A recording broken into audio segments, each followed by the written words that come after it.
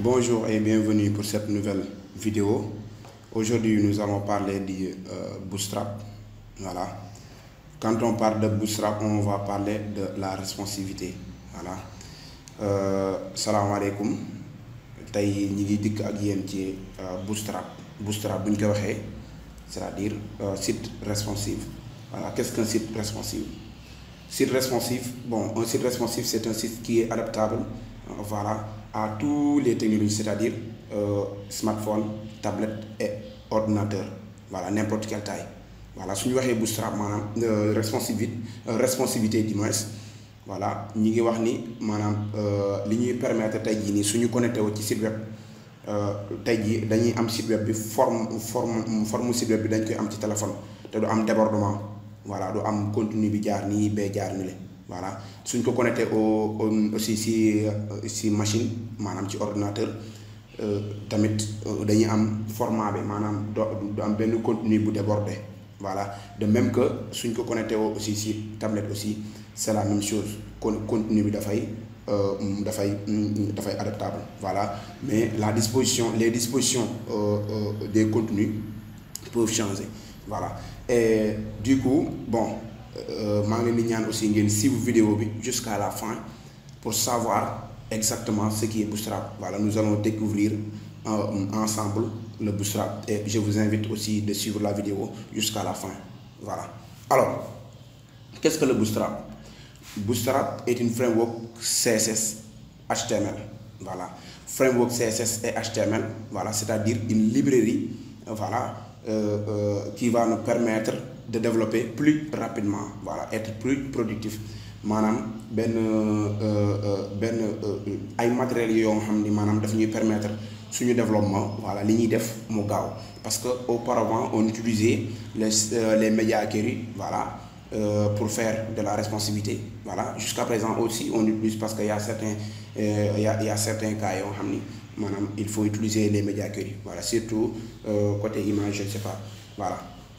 Alors mais tey jii Bootstrap dafa ñëw simplifier loolu yëpp, maanaam simplifier loolu yëpp nga xam ni dootoo si nekk di fi perte temps, voilà, yu demee noonu. Maanaam dafay ñëw Bootstrap soo ko insérer ci sa code wala nga télécharger ko nga utiliser ko localement, maanaam tout ce qui est responsivité maanaam ça va le gérer, daf koy gérer responsivité, maanaam mu adapté wu ak n'importe quelle technologie, voilà. Loolu yëpp Bootstrap daf la koy gérer en un coup, voilà. Du coup nag wuute ak tamit li nga naan nekk fii di codé yëpp, maanaam nga codé version ordinateur, codé version tablette, codé aussi version mobile, voilà. Loolu yëpp daf daan jël temps, mais léegi avec Bootstrap, avec la simplification, voilà, de Bootstrap, voilà, tout ceci maanaam loolu yëpp dootoo fi nekk di ko def, voilà.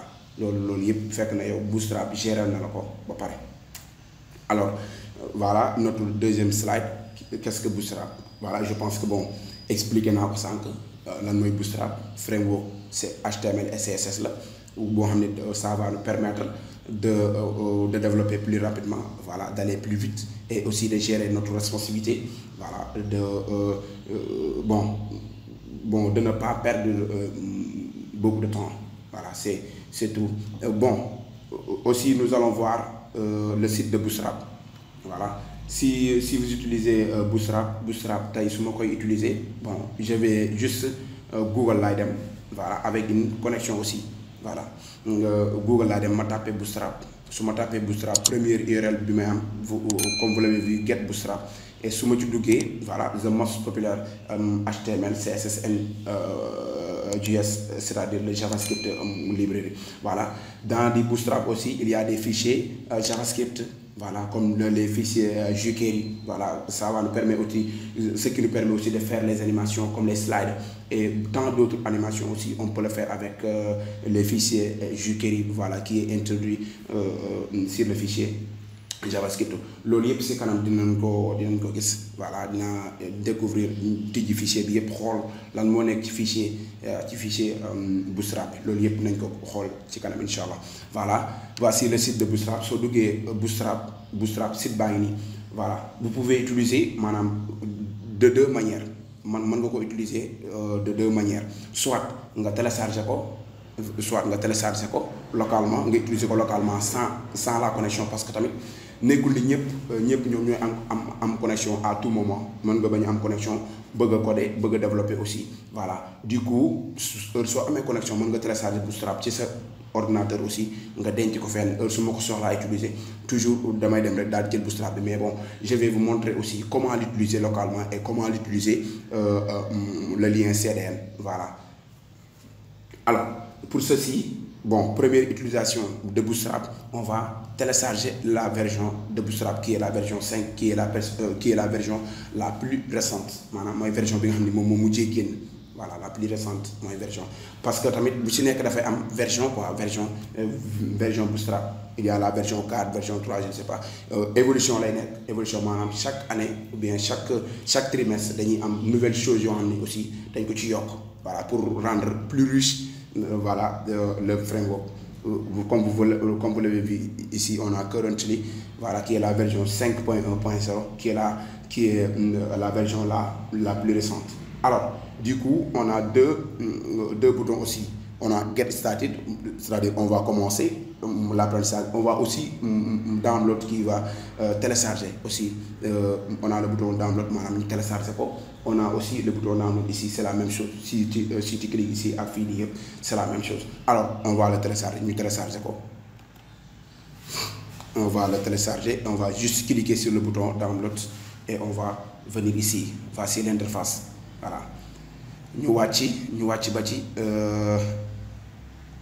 ci kii bi voilà tout ceci gis nga lii yëpp cliquer naa si bouton download mais bon on va le télécharger ba pare ñu télécharger ko ba pare après loolu yëpp dinaa ci ñëw ñu expliquer voilà gis ngeen ko su ma ko télécharger mi ngi nii su ma ko télécharger mi ngi nii Bootstrap version 5 voilà mi ngi nii léegi dafay ñëw format zip moom lay nekk. Du coup, je vais le dézipper. Je vais mettre Windows E pour ouvrir une nouvelle fenêtre. Voilà, nouvelle fenêtre. Là, je vais venir sur téléchargement. Voilà, mini fichier by mini Bootstrap 5, mon l'a téléchargé aujourd'hui. Donc là, je vais le dézipper parce que un fichier logiciel me permet de dézipper qui est WinRAR. Si vous ne l'avez pas aussi, vous pouvez le télécharger. Voilà. Je vais mettre double clic.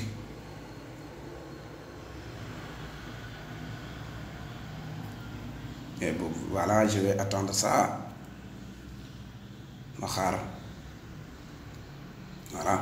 Les moudades qui oublient, le Bootstrap mini non. Je vais l'extraire. Voilà, envoyer extraire vers. Voilà. Dans mon fichier, bon, j'ai créé un dossier Bootstrap qui se trouve dans mon bureau. Voilà, c'est là. Et je vais l'extraire ici. Je vais extraire quoi. Et bon, voilà, déjà extraire na ko ba pare.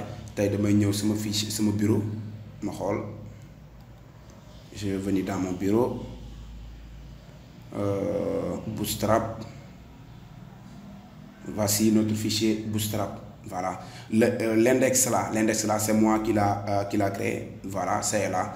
C'est cet index. Voici le fichier Bootstrap. Fichier Bootstrap mon nekk ni. Voilà. Mais index boobu man maa ko créé woon. Mais fichier Bootstrap moom moo nekk nii quoi. Voilà.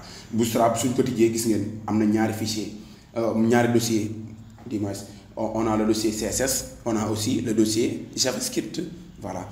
Si on entre sur le dossier JavaScript, du moins au dossier CSS, voilà. Dossier CSS, Bootstrap CSS, Bootstrap Map, Bootstrap Min.css, mais bon, tout ce qu'on va utiliser ici, c'est Bootstrap.css et Bootstrap.min.css. Il y a des dossiers qui sont mon sur là. Pour les autres, on va les utiliser avec leur utiliser selon Bootstrap. Madame, l'une sur la avec Bootstrap, importe comme les grilles et tout ça. Voilà. Et aussi, on va ouvrir le fichier JavaScript.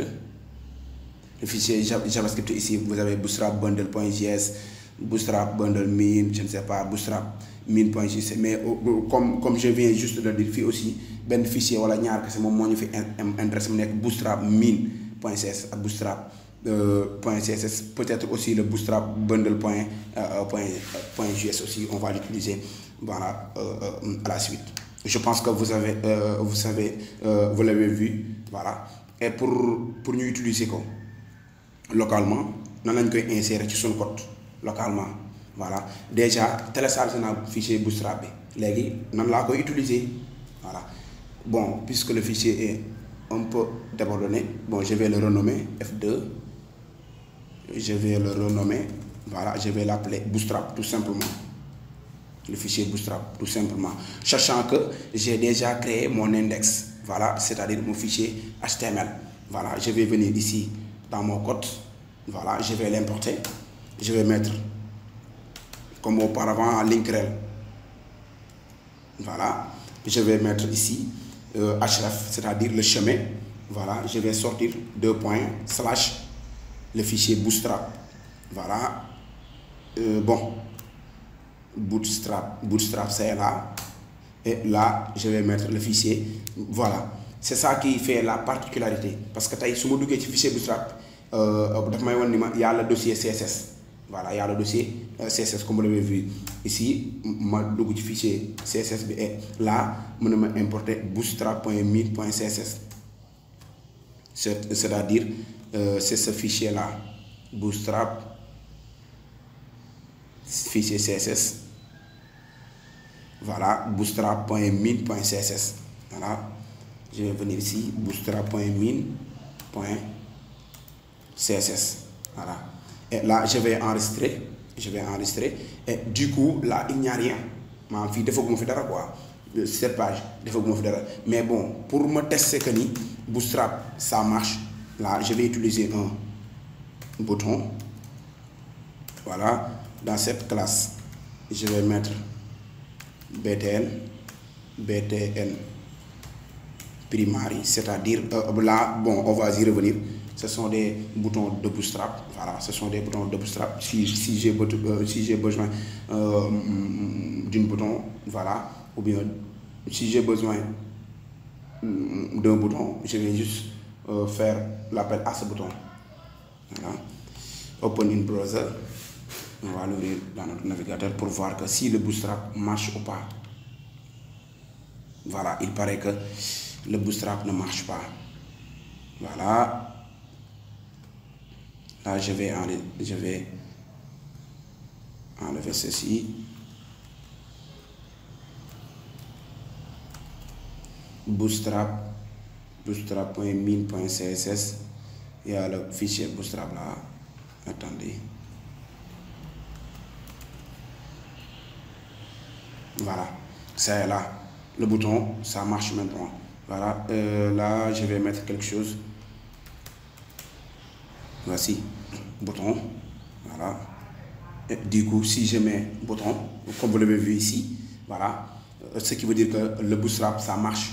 Le Bootstrap instant, pour le moment, ça marche parce que quand on l'a téléchargé, bon, tantôt, bon, j'avais fait une erreur. Au lieu de mettre point, j'avais mis deux points, comme si je sortais deux fois. Voilà.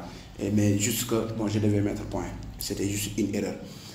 Voilà, là, je vais mettre bouton et là, si je mets, voilà, que le Bootstrap, ça marche. Ça marche maintenant. Voilà. On peut l'utiliser. Bon, là aussi, je peux mettre beaucoup de boutons là. Il y a les boutons de Bootstrap, btn primary, il y a aussi btn success. Voilà, success c'est la couleur verte. Voilà, comme vous l'avez vu ici. btn, bon, tout ceci on va le voir. En tout cas, on va le voir. Voilà. Localement, il est utilisé localement, mais maintenant on va l'utiliser. Via le CDN, le lien CDN. Voilà. On va juste supprimer ceci. Voilà. Et on va venir sur le site de Bootstrap. Bon, pour l'utiliser, mon lien CDN, c'est un lien en ligne. Mais lien CDN, vous pouvez utiliser aussi, il faut avoir de la connexion. Il faut avoir de la connexion. Parce que connexion, bon moment. Le site de Bootstrap, on va charger tous nos fichiers. Voilà. C'est depuis le site de Bootstrap qu'on va charger tous ces fichiers. Je vais, comme vous l'avez vu ici, CDN via JS Deliver. Voilà, là je vais juste venir ici, copier les deux. bootstrap min.css et bootstrap bundle.min.js. Là, je vais le copier et je vais venir ici, je vais mettre CTRL-V. Voilà. Là, c'est le fichier JavaScript. Là, pour le moment, on n'en a pas besoin. Là, pour le moment, on n'en a pas besoin.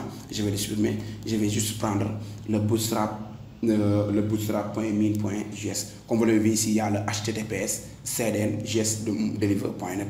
Comme vous l'avez vu, NPM, Bootstrap version 5, comme la version qu'on a téléchargée. Voilà. Mon utilisation de utilisation CDN, mon utilisation en ligne. C'est la même chose que utilisation locale. Si je utilise local, si je utilise CDN, c'est la même chose. Même composant, le mot sur là aussi, maintenant que j'ai utilisé. Mais bon, ce qui fait la particularité de l'utilisation du Bootstrap comme CDN, c'est-à-dire que si on utilise CDN, bon, si on utilise le lien CDN, nos documents ou bien notre fichier ne sera pas lourd. Voilà, fichier madame du méga et du bari. Mais si je télécharge fichier dossier Bootstrap aussi lolo dafa yok sama disaayu site bi. Est-ce que vous comprenez? Dafa yok disaayu site bi. Voilà. Du coup, si je utilise les liens CDN, manam da fay wañi taille bi par rapport ci hébergeur bi may héberger sama site ak aussi bande passante bi, c'est-à-dire manam le chargement site bi ni muy gaawé. Voilà. Loolu yépp aussi lien CDN bi tamit daf ci jouer. Voilà, ak nga utiliser ko localement, ak nga utiliser ko utiliser lien CDN. Mais bon, si vous faisiez aussi des exercices, c'est-à-dire si vous exercez, su nekkee da ngay def ay exercices, mën nga utiliser mën nga dem nga télécharge nga utiliser ko localement ngay tester mais su nekkee site de production la site boo nga xam ne da ngay def en ligne aussi mën nga utiliser. Je vous recommande vivement d'utiliser le lien CDN. Voilà. Alors là, on a utilisé le lien CDN, le lien CDN, mais bon, vous allez voir que ça sera la même chose. Là, je vais juste le commenter. Je vais CTRL/. Si vous commentez aussi, vous commentez plusieurs lignes. Voilà, je vais juste sélectionner toutes ces lignes et je vais mettre CTRL/. Voilà, et ça va le commenter. Je vais enregistrer et je vais sur mon navigateur. Là, je vais actualiser. Voilà. Vous avez vu que c'est Amadou Dara quoi. Mais bon, juste que je le décommandé, je vais tout sélectionner aussi. Je vais encore mettre CTRL/ et ça va le décommenter. Voilà. Je vais enregistrer et vous allez voir que ça sera la même chose. C'est la même chose. Utilisation lien CDN avec utilisation qui c'est la même chose. Voilà. Alors, bon, on va s'arrêter là. C'était tout pour cette introduction. Voilà. Et merci de suivre la vidéo suivante pour comprendre de plus le Bootstrap. Voilà. maa ngi leen di ñaan aussi ngeen suivre vidéo bi ci topp incha allah ngeen pour ngeen xam lan mooy Bootstrap exactement parce que instant bi maanaam dañoo def installation ak comment utiliser Bootstrap et tout ça qu'est-ce que Bootstrap loolu yëpp moom lañ defoon mais pour nga xam dëgg-dëgg Bootstrap aussi maa leen di ñaan aussi ngeen suivre vidéo bi ci kanam te ngeen abonné wu aussi pour bañ a manquer sama yeneen vidéo yi yeneen yi ñëw pour aussi ngeen soutenir ma aussi parce que bon je suis juste débutant voilà damay soog a commencer et je compte vraiment sur vous et merci beaucoup pour